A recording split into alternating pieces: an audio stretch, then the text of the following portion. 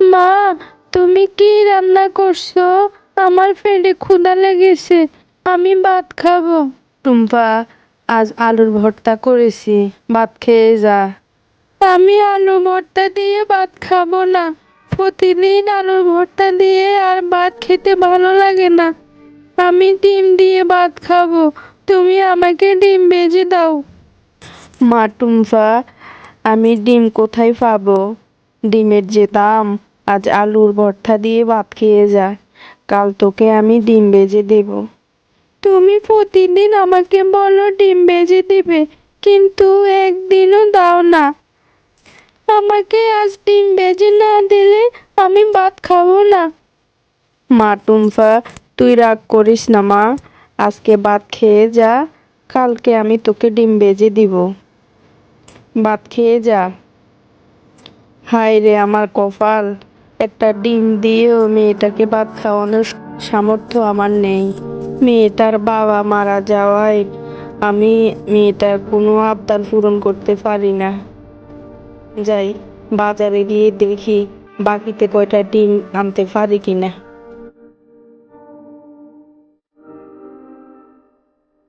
বাঘ মামা, আমার মেয়েটা যে ডিম দিয়ে ভাত খাওয়ার জন্য বায়না ধরেছে, আজ ভাত না খেয়ে বাড়ি থেকে চলে গেছে। আপনি কি আমাকে এক হালি ডিম বাকিতে দেবেন? আমি কয়েকদিন পর আপনার টাকা এনে দিয়ে যাব। আরে শিয়ালিনী, আমি তোমাকে বাগেতে ডিম দিতে পারবো না। ডিমের কত দাম তুমি জানো?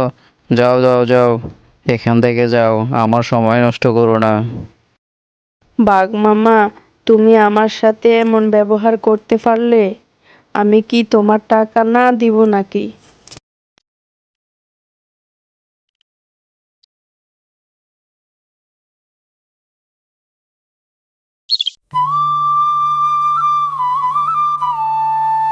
কে রে টম্পা, তুই এখানে বসে আসস? আমি তোকে খুঁজে বেড়াচ্ছি। তোর মন খারাপ কেন?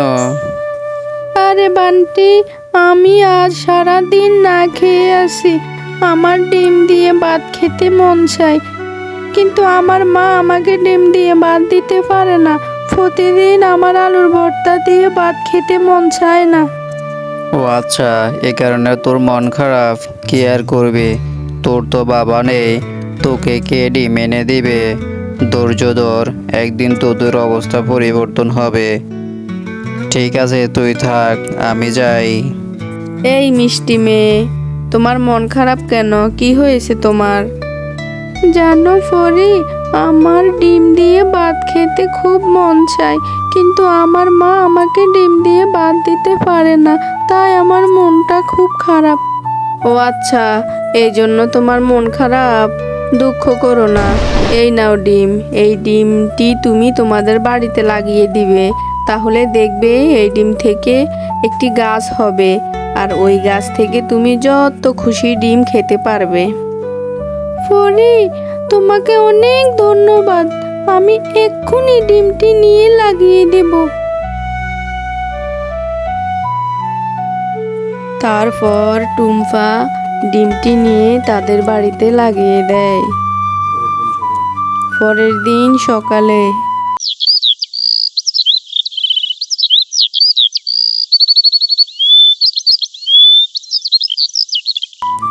মা, ও মা, কোথায় গেলে তুমি? এসে দেখে যাও, আমার ডিমের গাছ থেকে কতগুলো ডিম ধরেছে। কি আশ্চর্য, ডিমের আবার গাছ হয় নাকি? আবার কতগুলো ডিমও ধরেছে। তারপর টুম্পা ডিমের গাছ থেকে অনেকগুলো ডিম পেড়ে খায় এবং বাজারে বিক্রি করে তাদের সংসার চালায়।